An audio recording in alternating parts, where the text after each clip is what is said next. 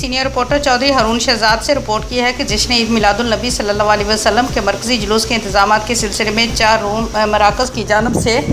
बनाई गई core committee और उलमा अहले सुन्नत रावलपिंडी का एक इंतहाई अहम इजलास जो कि ज़ेर सदारत हज़रत अल्लामा हाफ़िज़ मोहम्मद इकबाल रिज़वी की ज़ेर सदारत मुनक़्क़द हुआ।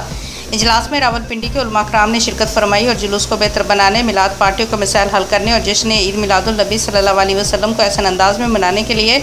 अपनी अपनी बेहतरीन तजावीज़ पेश की और कोर कमेटी की रहनुमाई फरमाई। इजलास में मौलाना कबीर मीर नक्शबंदी, मौलाना जवेद अहमद, मौलाना अताउर रहमान धनियाल, मौलाना कारी अब्दुल रसूल, मौलाना अरशद रिजवी, मौलाना फैसल इकबाल रिजवी, मौलाना नासिर अमीन सियालवी, मौलाना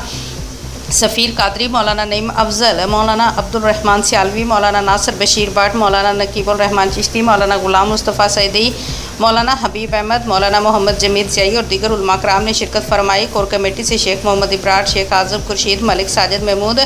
आमर बशीर बाट ने शिरकत फरमाई। इजलास के इख्तिताम में उलमा कराम ने अपने हर मुमकिन तावन और मिलाद मराकज़ की रहनुमाई करने की